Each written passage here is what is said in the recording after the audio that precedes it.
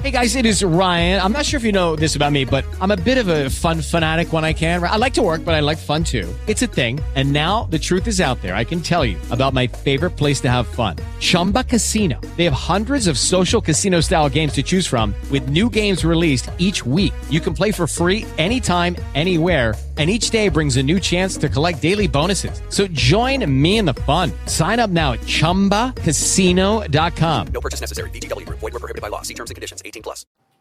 Well, here we are. Another evening here over at the J360 Productions headquarters, here to go ahead and talk about some great stuff, because needless to say, there's a lot of stupidity out in the world, and gonna have to go ahead and face it the best way I know how. Because, welcome to the J-Man Show here on J360 Radio!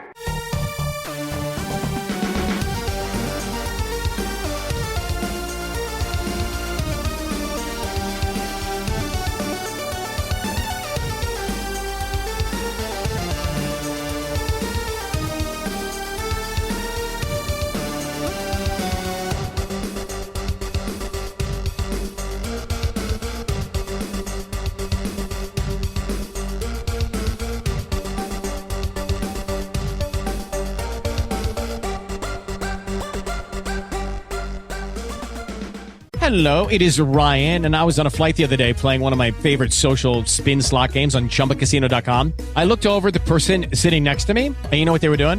They were also playing Chumba Casino. Coincidence? I think not. Everybody's loving having fun with it. Chumba Casino is home to hundreds of casino-style games that you can play for free anytime, anywhere, even at 30,000 feet. So sign up now at ChumbaCasino.com to claim your free welcome bonus. That's ChumbaCasino.com and live the Chumba life. No purchase necessary. VGW. Void where prohibited by law. See terms and conditions. 18+. Hello, it is Ryan, and we could all use an extra bright spot in our day, couldn't we? Just to make up for things like sitting in traffic, doing the dishes, counting your steps, you know, all the mundane stuff. That is why I'm such a big fan of Chumba Casino. Chumba Casino has all your favorite social casino-style games that you can play for free anytime, anywhere with daily bonuses. That should brighten your day a little.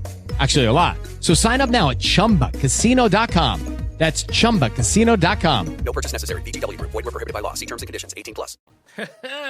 Hey, how's it going, J360 Legion? What is up? Welcome to the J-Man Show for episode 287. I am J-Man, of course. And hey, we have another interesting night ahead of us here on the series that started it all for J360 Radio. And let me just tell you this, though. Before we get into it, yes, it is Jams Week, and Jam 61 is happening this Friday. And then as I was rearranging and organizing tracks for that big presentation, I just got to say one thing. It's just so beautiful to see, like, everybody getting all their tracks in early.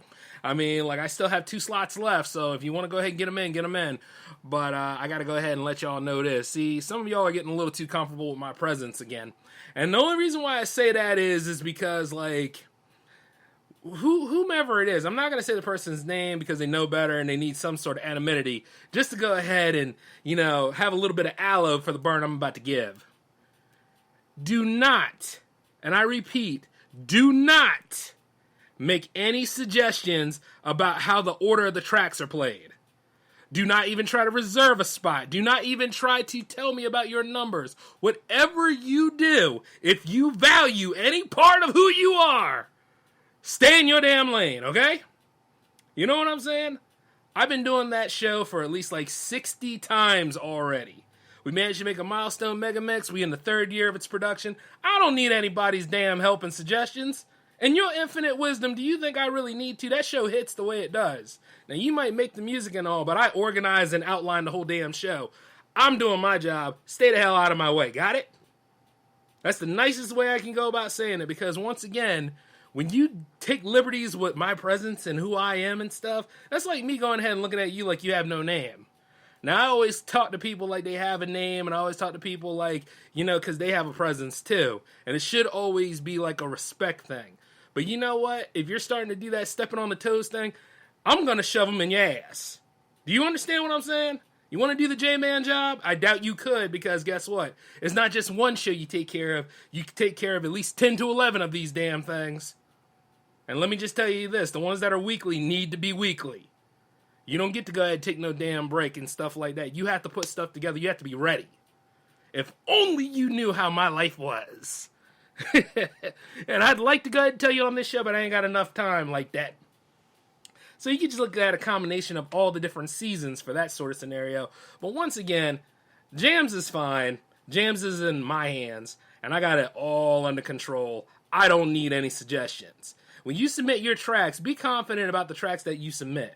Have a good time and enjoy this stuff. Enjoy me while I'm here. Remember that rule? Remember that rule? Enjoy the show while it's here. Because when you guys start getting real comfortable like that and then start saying, I believe you should play this track first, I'll do you one better. I'll put you on hold. And God knows how long that hold's going to last, too. Because, even Bank of America can't do a hold like I can.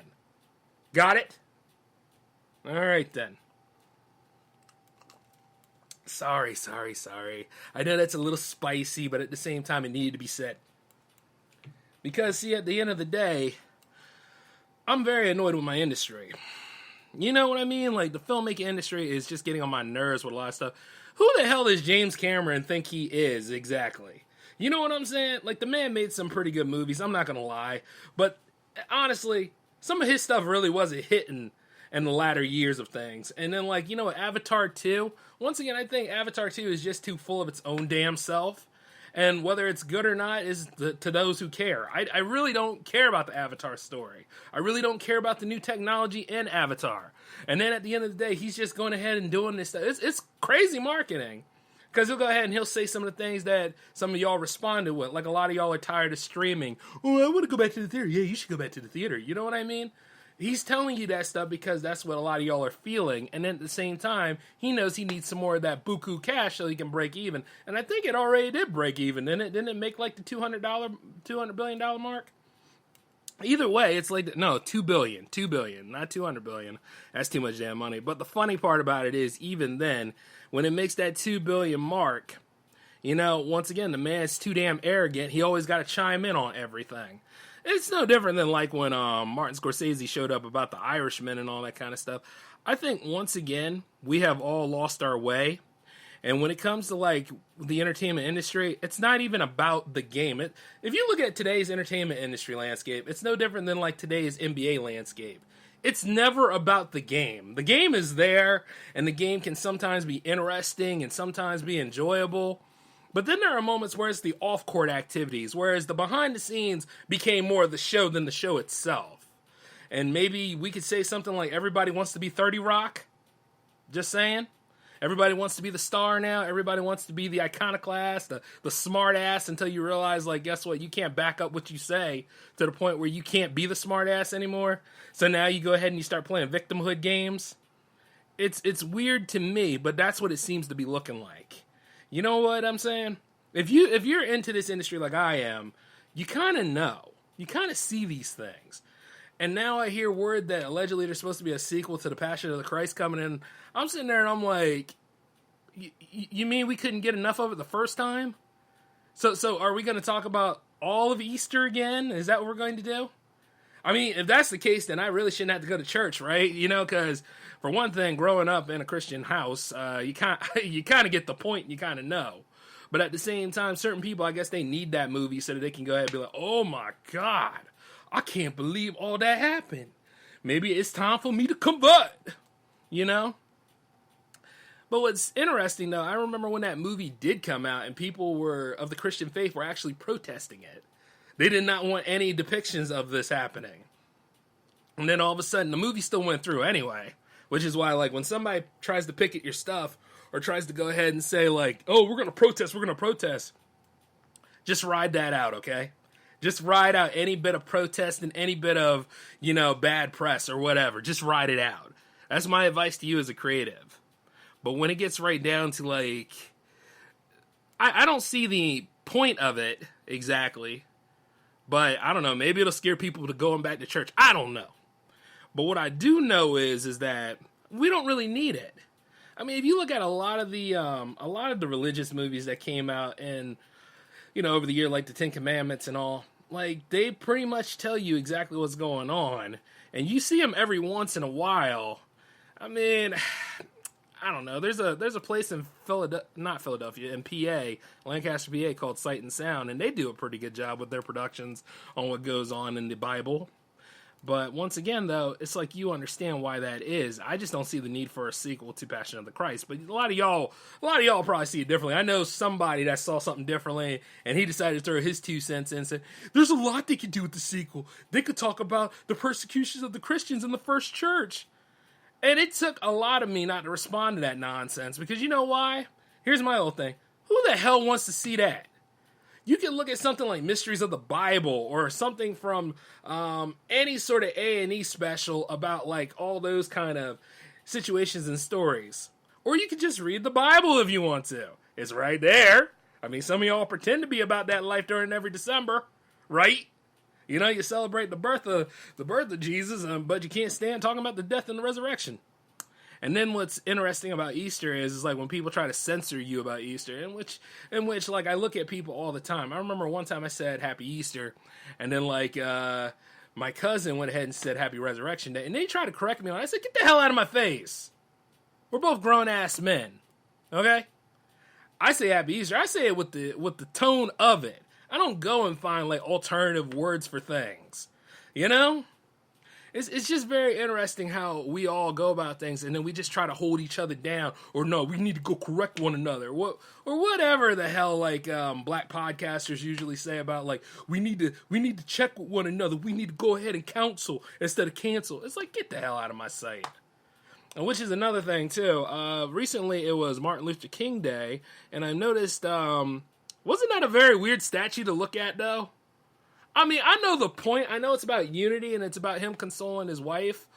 But, you know, you can easily miss the point when you look at it and there's no heads right there. I hope they at least have, like, the painting or something that could actually stand in all seasons with that statue so you kind of notice. Like, as soon as you see, like, the sleeves and everything, but if you look at it from a different angle, it looks like somebody's getting pleasured in certain illicit ways. And then at the same time, it's like... It's creative, but at the same time, you can easily miss the point. You see what I'm saying? But it's definitely him consoling his wife. And I thought it was beautiful to a point. But then I saw all the comments underneath and all that kind of stuff. And they're just people that eat, sleep, and breathe those kind of mentalities, you know? They sit there and they think like, oh, it looks like somebody's getting head. Or saying like, you know, we need to do more for Dr. King. Dr. King needs to be treated better. And, you know, some people are saying, I enjoy my day off. That's just life. That's just so damn ridiculous. And you know what really gets me about Martin Luther King Day? Some people forget about, like, it was all about unity. The dream was about unity, about everybody of any race, of any background, coming together in peaceful ways. Not no ulterior motive, oh, I'm going to get you later kind of ways. I mean, like, everybody actually being good to one another. And it seems like, you know, we get further and further from that dream every year nowadays. From like the latter parts of the 2010s going into the 2020s, it seems like there's just more disconnects and defects than anything. And you would think that we would come together and do something better, especially after a damn pandemic, even though the pandemic really never ended. You know, that's just one of the things I always try to talk about here. Like, you know, I want to be about unity. I want to go ahead and work with people. I want to go ahead and reach out. But I also realize human nature takes its place. And then there's lots of people that don't like yours truly, and I don't like a lot of people either. So it's got to be something a lot bigger than that. But I always say, like, yeah, let's go with the unity. And at the same time, let's go on ahead and try to work out all these problems. What problem you got with me? Let's go settle it out in the yard. You know what I mean? Go a couple of rounds. And while we're at it, no dirty tactics. Like, no hitting below the belt. You take the shot to the head, and that's about it. You know? Trade blows, if you will. But the thing about it is, like, a long time ago, you could do that. Nowadays... I don't know, man. I don't know what happened when people and their mentality got real soft, or I know like the mentality of like how certain people are just not able to throw that punch, but J-Man is able to throw that punch because in J-Man's generation you could get in a fight. Nowadays it's just like beefs boil over, beefs get this certain way, and then like you start thinking to the point where you wipe out the person instead of just fighting. You know what I mean? If it's something real to fight over anyway. But I always talk about this, like, a long time ago, and I do remember this, some of y'all were talking about bringing back segregation. Some of y'all were happily talking about bringing back reverse segregation here. And then on Martin Luther King Day, you want to talk about unity. That's just as bad as, like, when Black Panther comes around, you want to talk about black excellence. That's just as bad as like when February's around. Oh yeah, we got 28 or some cases 29 days to celebrate being black. Oh, isn't that cute? That's coming up too. I ain't got time for that dumbassery. You understand what I'm saying? Like, if you're about these things, and you should be, we're supposed to carry it over. We're supposed to do better. Be on a better playfield than this, but certain people just devolve into stupid stuff over anything nowadays. And with all these things and different pieces being thrown out here, it gets even more ridiculous to a point.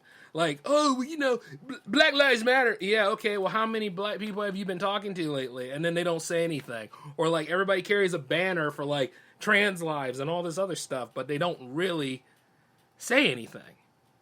They get mad, like, when somebody goes ahead and tries to play devil's advocate, or they get mad when somebody tries to point out something like, well, you're only here on the weekend. You know what I'm saying? You give a damn, but you only give a damn when it's relevant to you. That's the worst part about it all. Now, I know I might get some flack for saying these things on this show, but you got to realize this. If you're mad at me now, obviously you didn't pay attention to the earlier season of the J-Man Show, and obviously you're just looking for a reason to be mad. And if you are, you know what? Stay mad. Because I just talk about anything I want to on this program. You're just going to have to deal with it. Or, out. See what I'm saying? And the thing about it is with me, you don't need to know what side of the fence I'm on. You don't even need to know whether I am about certain things or not. Because how do you be inclusive without saying you're inclusive? See what I'm saying? And even people in the Jam Fam who are not in the Jam Fam, they'll probably tell you certain things about me. But let me tell you this. I guarantee they won't tell you about the times I've been there for them. I guarantee they won't tell you about the times that I actually gave them a fighting chance and I backed them up. I played their tracks before friggin' any of these other networks played their tracks. I guarantee they won't tell you about all the good things that I've done for them to help them out with their career. But they'll be sitting right over there talking about all of the horrible things and all of the negative things. Because once again, hey, how do you make yourself shine brighter by trying to go ahead and put shade on other people? That's what some people do. And that's just life. But needless to say, I'm always going to be here. I'm always going to be doing my thing. Because, you know, I can do a lot of good for this cultural landscape around here. I can do a lot of good for the entertainment industry, which I am. And I can do a lot of awesome things for the future, and I will. So, you know, hey, guess what? Hate if you want. It's only going to make me that much better. And as I bring these things out to you, I also got to say, people in the entertainment industry will happily take what I just said to you and will use it as totem poles to make stupid crap like this one show that's floating around out here called Velma. Isn't it cute? Remember Mindy Kaling? Remember Mindy Kaling from The Office? You know what I mean? She was funny, kind of ditzy, but, you know, she always had something to say, and she showed up in, like, other different movies and all sorts of, like, she had her own show called The Mindy Project and all. Did you ever want to see that stuff hijack Scooby-Doo and turn into whatever the hell that is? Turn into a mess of different ideologues and different narratives that really don't go anywhere, don't make any sense, to the point where it made, like, Fred Jones into, like, a complete dumbass with allegedly a small penis. And then, like, you know, it turned Shaggy into a black man that's over-obsessed with Velma. Got rid of Scooby-Doo in general. Turned Daphne into, like, a bisexual minority, too. Because apparently, why not? Yeah, I didn't think at 36 I would go ahead and get tired of the Scooby-Doo franchise. But now, you know, it's gone, baby. It's gone. Because you see, like, as an animator, I love animated features. And I love, like, animated shows. And even when they did that one where, you know, Scooby was, or that one where Velma was in love with another investigator, I didn't have a problem with it. I just once again realized, like, they were riding hard on this whole thing with Velma being allegedly gay now, even though she's a cartoon character. She can be with anything she wants. You know what I'm saying? And for the longest time, she was Shaggy's bitch. So I don't get it. Or sometimes, you know, she'd be in a threesome with Fred and Daphne. But whatever. Rule 34 to the extent where, guess what? They had to make Rule 35 for everything else. See what I'm saying? That's what I mean by that. But the crazy thing is, there's no open end to this narrative. if anything, it's like what a lot of animated shows have been. They either have the Tumblr art style or it's somebody's fanfic gone horribly wrong. And there's nothing funny about any of it. And it just like, it just, like, we all have our idea what Scooby-Doo is. Because, Scooby-Doo was huge, okay? Or it is huge. Like, there are so many copies of Scooby-Doo. Like, there are so many different stories in the Hanna-Barbera canon that are like Scooby-Doo because that show was so popular. And the thing is that people kept loving the format. But everything about it was really just how the characters got along with each other, the things that they would get into, sometimes teaming up with other characters like Batman, and then not to mention, like, it was funny. It was actually funny. This show is not funny. This show is trying so hard to be like adult entertainment, and it sucks. Yeah, have you ever seen like certain shows like this happened on Adult Swim many, many times where they would have like certain different animation programs to appeal to adults, but at the same time, some were good like Aqua Teen Hunger Force, and then some were just weird like Tim and Eric's Awesome Job. You know what I mean? But either way, you got to be in the mindset for Tim and Eric. If you liked Tom Goes to the Mayor, then you would like that show. You see what I'm saying? Because it's like the sketches that they would put in the middle of Tom Goes to the Mayor, that had its own program, so that's fine. Or like if you're watching Children's Hospital, and God knows why, because, but then again, Rob Corddry's funny, but still, that just wasn't a good vehicle for him. So to hell with that. But, or like, what was it, 12-Ounce Mouse, where it was just weird, and then they tried to throw a story into it, and then it like really got on my damn nerves.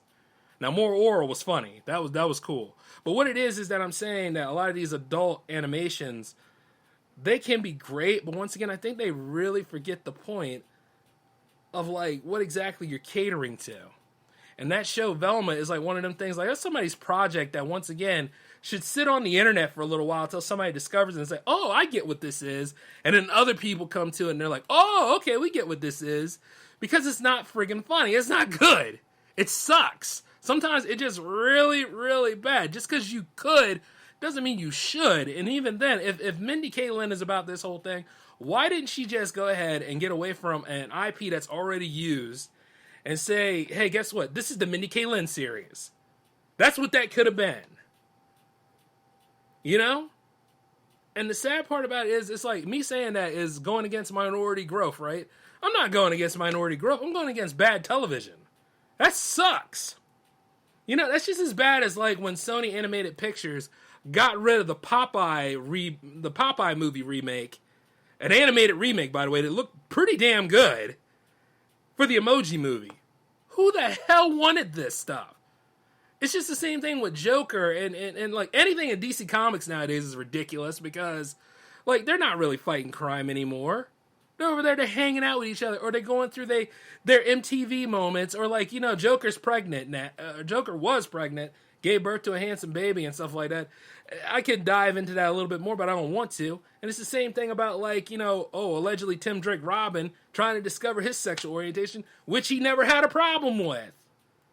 You know what I'm saying? Or any of these other things out here, and they're trying to cater and go to a certain narrative or a certain group of people out there who don't even give a damn about this stuff. But at the same time, they cry out about sexism, racism, and all this other stuff, but yet they don't even invest time in the stuff that was catered and thrown their way. Do you see what I'm saying? And that's what's disgusting. They don't even know who their audience is. I'm sure they got rid of a bunch of good shows to make that thing. And it's just like, oh, stop it. And if ratings ever meant anything, and they really don't, that's why these people are so carefree enough to go ahead and make a damn second season to a show that shouldn't even exist in the first damn place. And to make matters worse, there's no Scooby in the damn thing. I never thought I would be in a time like this. But you know what? A long time ago, they said that television was a cultural wasteland. Little did they realize the bastard cousin that would evolve from that statement, because the cultural wasteland is right now. And as much as you guys would probably say, hey, Jay, could you do it better? Could you do it? Hey, look, even if I was inebriated, I could do better than that. I could puke a show better than that. Do you understand what I'm saying? With just a slime, like a slime monster who could only say like one thing, like, bleh, I could make a great season out of that. compared to what the hell you got going on right now. You can only watch so many South Park reruns. Okay? The truth is that, yeah, I could do better. I know a lot of other independent creators that could do better, but hey, we still got to go through the process of getting into the club. No, we don't. Here's how this goes.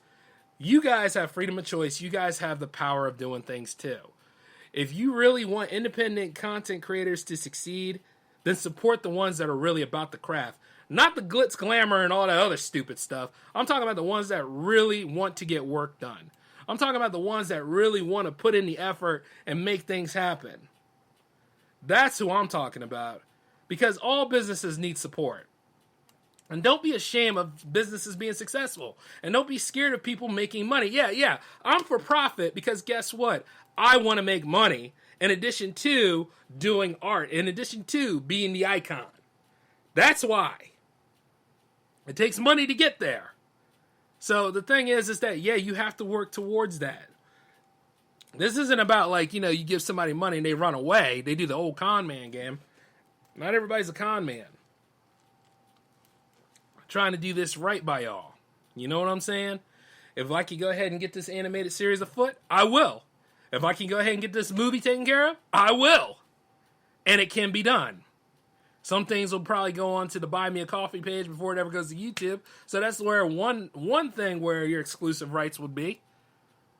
But the thing about it is, though, it's like, yeah, I know I could do better than most of these mainstream stuff. Even if I was inebriated, even if I was going through dry withdrawal on things, even if I was really, really going through a bad trip, I know I could do better show than that. Like Thundercats Roar and all that kind of stuff. And then the Tumblr art. The Tumblr art gotta go, baby. I don't know how that became the standard for the Steven Universe. Which, by the way, in Steven Universe's defense, that was a pretty damn good show. I'm not going to knock it. I thought it was great. Even though there were moments where they catered to like different lifestyles, and as some things do. And there's nothing wrong with different lifestyles. What it is that once again, when somebody feels as though they care about that and they want to go ahead and throw that weight around all the time, if you tell me that, hey, you're poly about things or you're pan about things, I would say, okay, great.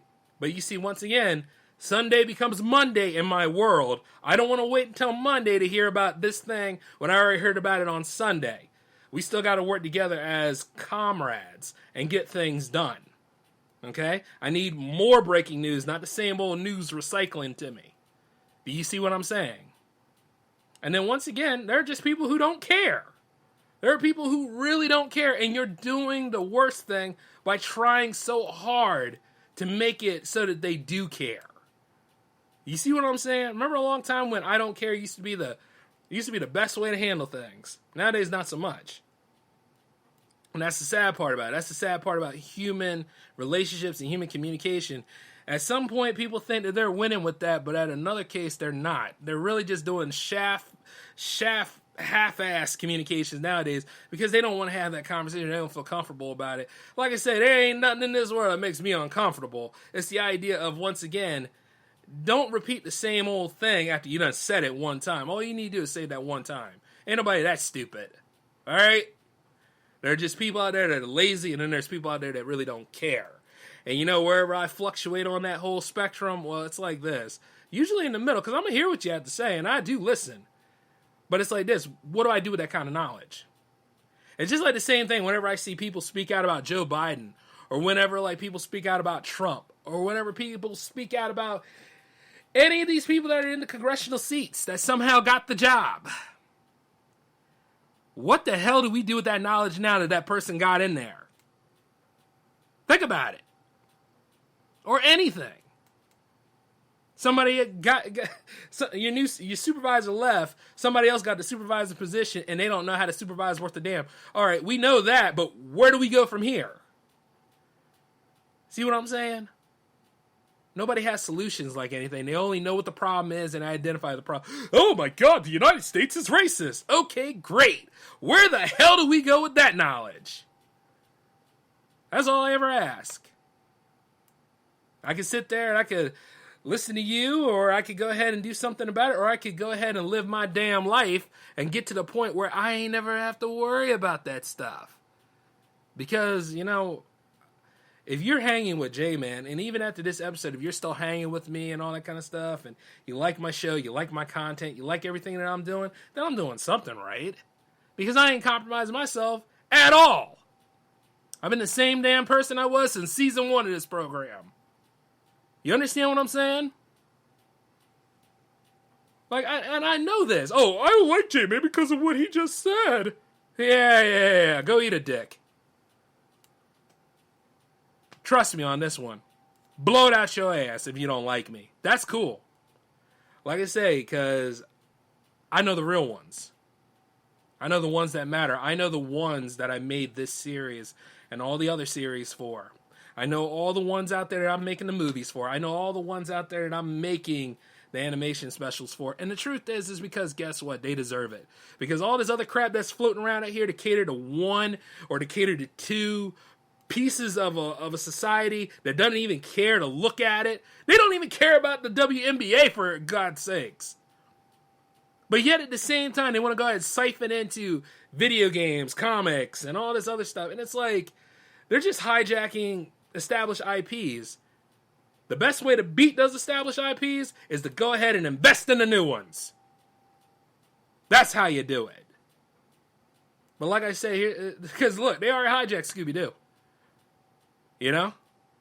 That is something to be very alarmed about. Netflix is over here trying to hijack anime. So they could go ahead and make those anime live actions that are based off of, you know, the shows. And the shows that, anything that's good about the show will not be in that Netflix special. You know? Even if the person does look like the character. It is what it is when it comes to that. I notice like when, you know, like certain Japanese company, when they do live actions, I mean, it's not always the same, but you know, the spirit of it is there. But when you look over and see Netflix do certain things, it's not as enjoyable now, is it? Because, you know, they done took out something that was essential and replaced it with some BS. And you know what's really funny? And some people will probably come at me about this. You're like 30-something, but you're talking about cartoons. Yeah, drop that stupid narrative, too. Because you know why? I'm talking about animation. You know, all that stuff that you see in the Marvel movies and everything? That's animation. That is a big, essential part of the filmmaking process. And sometimes you can make a great adult animated feature. Look at Ralph Bakshi, if you will. Wizards is a very good example of that. Along with Heavy Traffic and Fritz the Cat. And you don't have to delve into too much of like debauchery to do it. Think about it. It's like right there in front of you. But once again, when you take something like in the Looney Tunes damn sure weren't made for kids. Let's just be honest. If you really harken back to them, any of them that were made in the 40s and the 50s, or shoot, go a little further with the 30s and the whole fire hose style of animation, they damn sure weren't made for kids. Those are definitely for adults. I'm speaking about this because it's an art form that, once again, is sorely underused, misunderstood, and not given any respect to. Even as an adult, but also you got to remember, I am an animator. Think about it. In addition to being a DP, in addition to being a writer and all, the only reason why I speak about this stuff because I actually work on the damn stuff. And it's a shame. You know? Let's just break down all the mind-numbingness here. Let's go ahead and try to think critically about these things. Why is it very important to me? Because it needs to be respected a lot better. And you know, with AI could probably get the process done a lot quicker, but where's the heart in it? You know? I just get tired of it, man. And the thing about it is I could always call like people normies and say, I'm tired of normies coming in and wrecking my and wrecking what I do. And the truth is, you know what? Yeah, I get tired of it. But I have to use that whole thing to let you know exactly why you don't write me and other independent creators off. We got to do something. And this is the year to do it. But that's all I got to say to y'all, at least for right now. And I hope that a lot of y'all that stand with me, you help everything grow around here. Those of you that don't, get the hell out of my way. This is J-Man signing off. Peace.